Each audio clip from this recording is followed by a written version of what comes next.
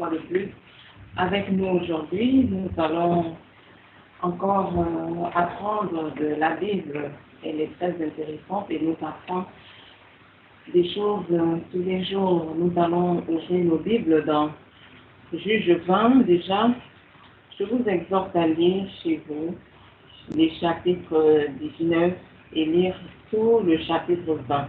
Là, vous allez mieux comprendre cette histoire. Il s'agit donc du peuple d'Israël. Pour juste un peu résumer, Israël s'était retrouvé face à un problème crucial qu'il devait régler. C'était un de leurs fils, un des fils d'Israël. Donc la concubine avait été violée et il était tellement choqué qu'il a dû la découper en plusieurs morceaux qu'il a envoyé dans tout le pays. Et qu'est-ce qui s'est passé par la suite? Comme c'était les Benjaminites, donc une des tribus d'Israël, qui avait commis cet acte horrible, Israël s'est donc dit, nous devons punir, nous ne pouvons pas rester comme ça sans rien faire, parce qu'on n'a jamais vu cela en Israël. Donc voilà Israël qui se lève et qui dit, nous allons faire quelque chose, il faut que nous allions combattre Benjamin. Et ils sont d'abord allés dans la paix demander à la tribu de Benjamin, donnez-nous déjà tous ceux qui sont responsables de cet acte, tous ceux qui se sont levés, qui ont violé ces dames, nous voulons ces personnes. Benjamin a dit non, nous n'allons pas vous donner ces personnes, nous n'allons pas les livrer entre vos mains. Et Israël a dit, d'accord, si c'est comme cela, nous allons donc nous lever pour vous combattre. Ils sont partis et première des choses, comme ils avaient l'habitude de le faire, ils ont consulté l'Éternel. Ils ont consulté l'Éternel, c'est ce que nous voyons donc au verset déjà 18. Israël a consulté l'Éternel, a demandé, est-ce que nous devons donc nous lever, est-ce que nous devons donc aller combattre? Benjamin, qu'est-ce que toi tu nous dis? Et qu'est-ce que Dieu répond?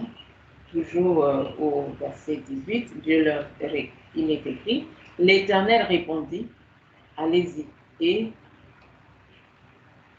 ils ont demandé, qui de nous montera-t-il en premier pour combattre les fils de Benjamin? Et l'Éternel répondit, Judas pour commencer. Donc c'est Dieu qui a parlé. C'est Dieu qui a même donné le nom de la tribu qui devait aller en premier, qui devait se lever en premier pour attaquer donc les fils de Benjamin. Dieu a dit, allez, que Judas se lève pour commencer. Et qu'est-ce qu'il est écrit au verset 19? Donc dès le matin, les Israélites se levèrent et établirent leur campement contre Gibéa. Ensuite, les hommes d'Israël se mirent en campagne contre Benjamin et ils se rangèrent en bataille contre eux devant Gibéa. Vous savez ce qui s'est passé? Alors que c'est Dieu qui avait donné son aval. C'est Dieu qui avait même désigné la personne, la tribu qui allait combattre en premier. Qu'est-ce qui s'est passé? Ils sont allés combattre et ils ont essuyé une défaite, une grosse défaite d'ailleurs. 22 000 hommes d'Israël ont été tués ce jour-là. Et qu'est-ce qui s'est produit? Le peuple d'Israël est revenu et a pris courage. Verset 22. Verset 22. Il a repris courage. Il s'est encore rangé de nouveau en bataille. Il est reparti encore à la guerre. Deuxième fois, ils partent. Qu'est-ce qu'ils font? Deuxième défaite encore. Et ils se tiennent devant Dieu maintenant. Ils disent, Seigneur, qu'est-ce que nous devons faire? Au verset 23, ils consultent encore l'Éternel en disant, est-ce que nous devons encore partir, Seigneur? Qu'est-ce qui est écrit là? Verset 23, et les Israélites montèrent, ils pleurèrent devant l'Éternel jusqu'au soir. Ils consultèrent l'Éternel en disant, dois-je encore chercher le contact avec les fils de Benjamin, mon frère? L'Éternel répondit, montez contre lui. Deuxième réponse de l'Éternel, montez contre lui. Voilà Israël qui, pour la deuxième fois, se tient encore devant Benjamin. Et qu'est-ce qui se produit? Deuxième défaite. Deuxième défaite. Et Benjamin a tué encore jusqu'à 18 000 hommes d'Israël. Deuxième défaite, tué jusqu'à 18 000. Le peuple d'Israël revient encore. Ils se tiennent à Bethel. Ils pleurent. Ils se tiennent devant Dieu dans le jeûne, dans la prière. Cela nous est relaté au verset 26. Dans le jeûne, dans la prière, ils se tiennent devant Dieu, ils offrent des holocaustes, ils offrent des sacrifices de communion. Ils demandent encore au Seigneur, qu'est-ce que nous devons faire? Est-ce que nous devons poursuivre les fils de Benjamin? Est-ce que nous devons le faire? Au verset 28, qu'est-ce qui est écrit maintenant? L'Éternel répondit, montez, car demain je les livrerai entre vos mains. Alors Israël plaça une embuscade autour de Gibéa. Bien-aimés, cette histoire est passionnante. Et au travers de cette histoire, on se pose énormément de questions. La première fois, c'est Dieu qui dit, oui, vous devez vous lever donc contre Benjamin. Et c'est Judas qui doit aller en premier. Deuxièmement, ils partent. Ils vont encore, Seigneur, est-ce que nous devons partir? Nous venons d'essuyer une défaite. Est-ce qu'on doit partir encore? Dieu dit, allez-y. Ils partent pour la deuxième fois. Encore une défaite. Troisième fois maintenant, ils se tiennent encore devant Dieu, dans le jeûne, dans la prière. Seigneur, est-ce que c'est toi, qu'est-ce que tu nous dis? Est-ce qu'on doit poursuivre ce combat-là? Est-ce que nous devons continuer à aller contre Benjamin? Et Dieu dit, pour la troisième fois maintenant, il leur répond en disant, allez-y, car demain, je les livre entre vos mains. Et si vous lisez la suite du chapitre 20, vous allez voir que Benjamin a été taillé en pièces. Parce que Dieu a donc donné à Israël le secret pour vaincre Benjamin. Benjamin a été pris en tenaille. Il y a eu une embuscade, les uns en avant, les autres en arrière. Ils ont pris totalement Benjamin en tenaille et ils l'ont vaincu. Ils ont totalement brûlé toutes les villes même de Benjamin. C'était vraiment une cuisante défaite que vous pouvez lire dans tout ce chapitre 20 de Juges. Pour dire quoi? Ce n'est pas parce que tu es enfant de Dieu, tu marches dans la sanctification, tu sers Dieu avec passion, tu sers Dieu de tout ton cœur. Oui, tu crains Dieu, oui, tu t'éloignes du péché sous toutes ses formes et tu te dis, oui, parce que je vis ainsi, parce que je suis enfant de Dieu, parce que j'ai donné ma vie au Seigneur, oui, parce que Dieu m'a dit qu'il livre mes ennemis entre mes mains, ça veut dire que je ne peux pas essuyer des défaites. Non, détrompe-toi aujourd'hui. Détrompe-toi. En tant qu'enfant de Dieu, mets-toi dans la tête que par moment, tu peux essuyer des défaites. Par moment, l'ennemi peut avoir le dessus sur toi. Par moment, l'ennemi peut avoir le dessus. Mais dis-toi une chose, ce que je veux que tu comprennes aujourd'hui, c'est que tu dois garder ta foi. Israël est parti en premier, a été vaincu. On a tué énormément de personnes, jusqu'à 18 000, si mes souvenirs sont bons, ou la première fois. Non, la première fois, c'était 22 000, il me semble. Deuxième fois, 18 000. Donc, première fois, on en tue énormément. Mais qu'est-ce qu'Israël fait? Israël ne revient pas et pour commencer à dire, bon, Seigneur, oh, ce que tu nous as dit ne s'est pas réalisé. Seigneur, bon, et puis commencer même à douter, est-ce que c'est d'ailleurs même Dieu qui nous a parlé là? Est-ce que c'est même sa voix que j'ai entendue? Est-ce que c'est même lui qui a dit qu'il fallait aller combattre Benjamin? Ce n'est pas ce que Israël a fait. Le peuple d'Israël est revenu, après la première défaite, revenu encore. Seigneur, priez, priez. Est-ce que je poursuis le combat? Deuxième défaite, le peuple revient encore devant Dieu. Toi, quand tu essuies une défaite, ne te décourage jamais. Ne te décourage jamais. Je vois des gens qui, parce qu'ils ont prié de minuit à 3 heures du matin et que le mari spirituel est venu vers 3 heures, ils se disent, bon, ça me sert à quoi de prier? Mon frère, ma soeur, je te dis, si tu crois que tes prières-là sont inutiles, tes prières-là ne donnent rien, fais un seul jour sans prier. Fais 2 jours, fais une semaine sans prier. Toi-même, tu verras quel sera l'état de ta vie. Il n'y a pas de prière que Dieu n'écoute pas. Quand on est enfant de Dieu, on marche selon ses voies. Il n'y a pas de prière qui n'écoute pas. si même il écoute la prière du malheureux, Dieu lui-même dit oui, quand le malheureux crie, il écoute, il l'entend et il intervient. Quand le malheureux crie, il n'y a pas de prière que Dieu n'entende pas. Ça n'existe pas. Mais toi, est-ce que tu vas garder la foi, cette foi insistante, cette foi persistante, cette foi persévérante qui va te permettre d'avancer, qui va te permettre de revenir toujours devant le Seigneur pour lui demander, Seigneur, fortifie-moi dans ce combat. Seigneur, je veux poursuivre. Ce n'est pas parce que j'ai prié peut-être de minuit à 6 heures et que le matin, j'ai peut-être des problèmes dans mon foyer, j'ai peut-être des problèmes au travail, j'ai peut-être des problèmes avec mes collègues, j'ai des problèmes avec ceux qui travaillent pour moi, que je vais commencer à dire, bon, je baisse les bras parce que Dieu ne m'a pas écouté. Non, Israël a continué à se présenter devant Dieu. Israël a continué à aller devant Dieu. Mon frère, ma soeur, je viens te dire aujourd'hui, si les cauchemars se poursuivent, toi également poursuis la prière. Poursuis la prière. Continue à te tenir devant Dieu dans la foi en te disant, je sais que Dieu m'a promis un avenir clair, un avenir de paix, un avenir de bonheur dont je continue à me tenir devant lui dans la prière, sachant qu'il va m'exaucer. C'est le Seigneur qui va te donner la stratégie parce que tu restes devant sa face. Israël n'a pas obtenu cette stratégie où Dieu lui a dit fais une embuscade. Il ne l'a pas obtenu hors de la présence de Dieu. Non, c'est dans la présence de Dieu. C'est parce qu'Israël a persévéré devant Dieu.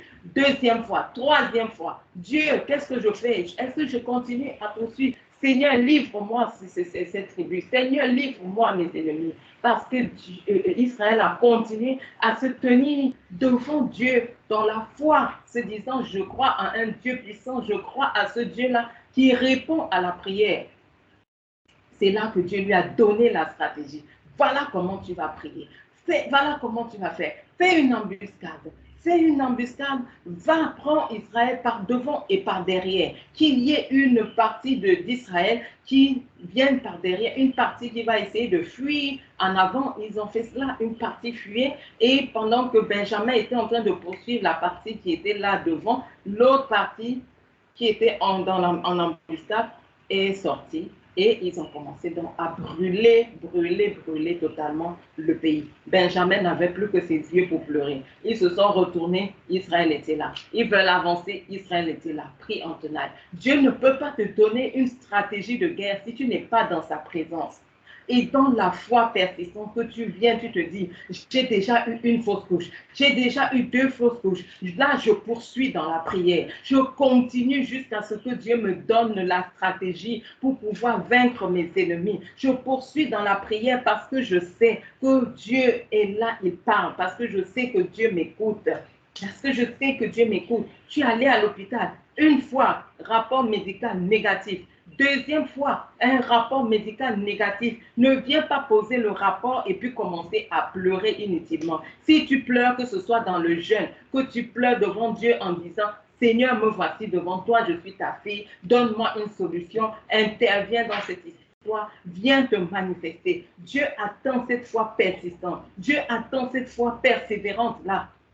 Dieu attend cette foi insistante qui va venir après une défaite, après une deuxième défaite, après une troisième défaite. Mais je viens, Seigneur, je ne regarde pas ces cauchemars. Je ne regarde pas ces attaques nocturnes, Seigneur. Oh, même si j'ai prié aujourd'hui 6 heures de temps, malgré cela, j'étais attaquée dans mes rêves. Seigneur, je suis là, je prie, je t'intercède, je prie, je combats et Dieu va finir par te donner la stratégie, va te dire, voilà, ton ennemi, c'est celui-ci, combat-le de telle ou de telle façon. C'est dans la prière, c'est dans sa présence que tu auras cette stratégie et non ailleurs. C'est dans sa présence. Même si tu dors, tu te retrouves, tiens, tu as mouillé le lit une fois, tu as mouillé le lit 2 fois, tu as prié encore avec persistance et puis tu vois, tu as mouillé encore le lit 3 fois. Ne dis pas, oh, ça sert à quoi de prier? Non.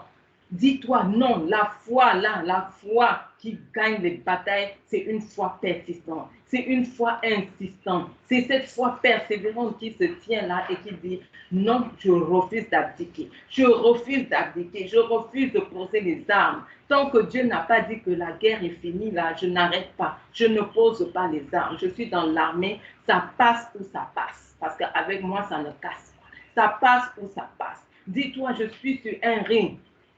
C'est le combat, c'est la boxe. Mon ennemi est là, il m'a déjà, ou mon adversaire, il m'a déjà blessé à l'œil, il m'a blessé à la joue, il m'a déjà blessé, je ne sais pas, à la bouche, il m'a blessé au front. Là, je suis là, je me concentre, je suis là avec Dieu, je prie, en préparant mes points, Et quand il s'avance en disant, c'est fini, je l'ai eu. Alors là, tu te prépares, tu donnes un uppercut qui va le propulser et qui va le mettre KO et toi tu vas jubiler. C'est ça le combat spirituel.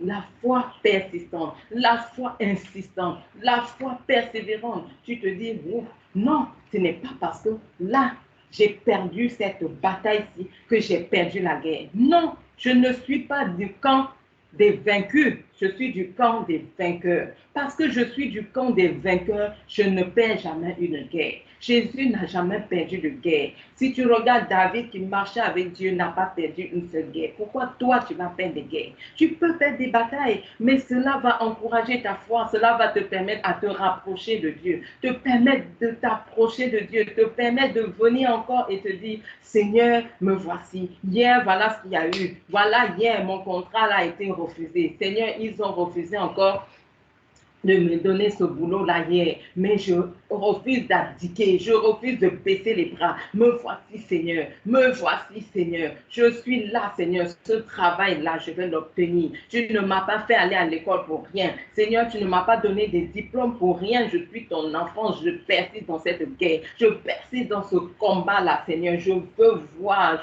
l'accomplissement de ce que tu m'as montré. Oui. Si le premier fiancé est venu, après il part. Le deuxième vient, après il part. Le troisième vient, après il part. Ma soeur, pourquoi tu baisses les bras? Hein? Pourquoi tu baisses les bras? Pourquoi tu vas dire non? Oh bon, j'accepte ça, n'accepte pas. Je t'ai déjà dit, il n'y a pas de situation négative qui ne soit réversible. Ça n'existe pas avec Jésus-Christ. Toute situation négative avec Jésus-Christ est réversible. Donc, viens devant lui. Prie, c'est dans sa présence qu'il va te dire, ma soeur, voilà, prie comme ceci. Ma soeur, prie comme cela. Ma soeur, voilà ce qu'il te faut. Mon frère, voilà ce qu'il te faut. Dieu te parlera dans sa présence, pas ailleurs. Et c'est quand tu manifestes cette foi-là, insistante, cette foi qui gagne les batailles. C'est cette foi-là qui n'abandonne jamais. C'est cette foi qui dit jusqu'au bout. J'irai jusqu'au bout. Je refuse tant que mes yeux n'ont pas vu la manifestation de ce que Dieu m'a donné. Tant que mes yeux n'ont pas vu la manifestation de la liberté, la manifestation de mon travail, la manifestation de mes finances glorieuses, la manifestation de mes contrats que je signe en abondance, la manifestation de ce boulot qu'il m'a promis, la manifestation de ce ministère glorieux, la manifestation de ce mariage-là qu'il m'a promis, manifestation des enfants du fruit des entrailles. Tant que mes yeux n'ont pas vu la manifestation, je ne m'arrête pas, je ne cède pas, je ne baisse pas les bras, je n'abandonne pas, je suis là, je vais de l'avant, quel que soit ce qu'ils vont faire. Je refuse le découragement, je refuse de m'abattre, je refuse de me laisser aller. Je veux cette foi persistante. Alléluia. Sois béni aujourd'hui. J'espère que j'ai pu encore élever ta foi et te permettre de te relever.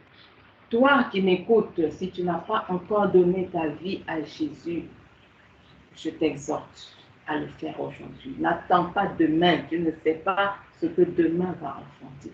Accepte Jésus-Christ comme Sauveur et Seigneur. Demande-lui d'effacer tes péchés, d'effacer tes transgressions, de te laver par son sang et qu'il fasse de toi une nouvelle créature. Ainsi tu seras sauvé, ainsi tu seras un enfant de Dieu et tu pourras donc marcher avec lui. Il pourra combattre pour toi parce que là tu seras son enfant. Et si tu veux être suivi spirituellement, tu as mon numéro dans les commentaires et en description. Tu peux me joindre là. Tu peux également me joindre par Messenger. C'est le même nom, Fleur Bonjour. Par Messenger, tu peux me joindre. Il y a également un groupe de prière si vous voulez des prières quotidiennes, matinales. Rejoignez-nous dans ce groupe de prière. Ce groupe, vous recevez juste les notifications des prières. tous les matins, vous aurez une prière du jour. Nous prions également les dimanches de 11h à midi via Skype. Rejoignez-nous pour pouvoir prier. La prière est mise également sur YouTube en différé pour ceux qui ne le peuvent pas. Vous pouvez prier, prenez ce temps. Revenez même sur ces temps de prière-là. Revenez sur ces vidéos de prière. Tout cela, c'est pour vous aider à pouvoir marcher dans une liberté glorieuse des enfants de Dieu et savoir que avec Dieu, rien n'est impossible. Avec Dieu, tout est possible. Alléluia. Oui, continuez à prier pour moi. Je bénis et je remercie tous ceux qui déjà prient pour moi tous les jours, qui prient pour moi.